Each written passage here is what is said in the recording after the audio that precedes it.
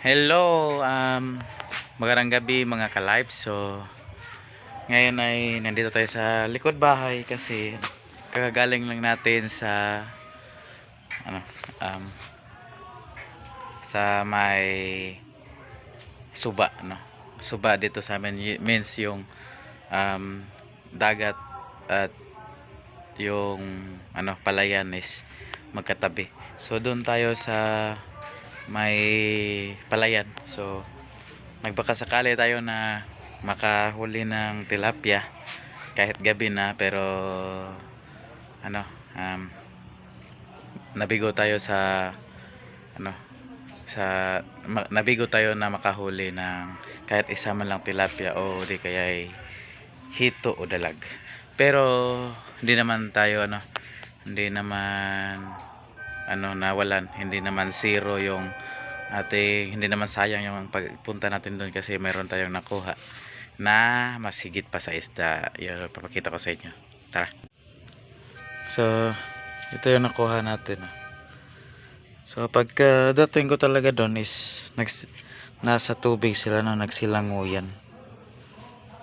Siguro nasa 6 hanggang sa 8 na sisiw. Sisiw pa lang yung nakita natin sa may palayan. Kaya ito is medyo malapit sa akin, kaya meron ang ating dalang kawil is yung sanga ng kawayan na medyo nasa 2 meters siguro. So ito yung kawil natin, at hindi tayo nagdalawang isip na paluin ito. Hindi naman siya malakas kasi nasa tubig lang naman, pero siguro natamaan siguro talaga siya sa ulo kasi buhay pa naman to, medyo lang nahilo, at kaya tinalian ko muna ng rubber band.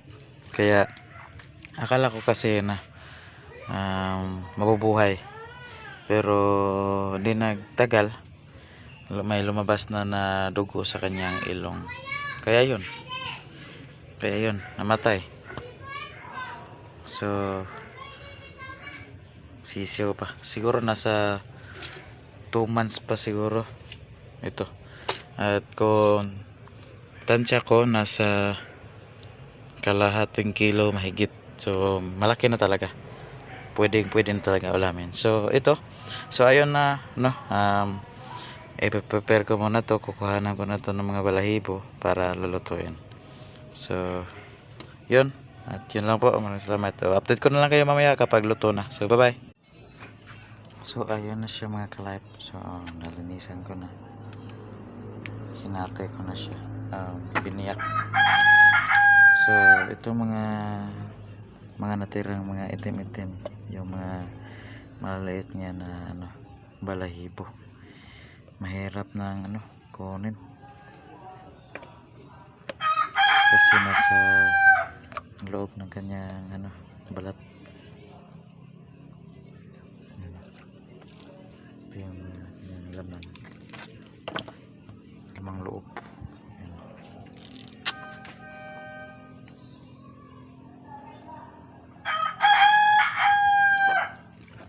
So pepretuhan natin to, papadapain natin siya, kaso saka baka bukas na. So imamarinate na lang natin to. So yun lang.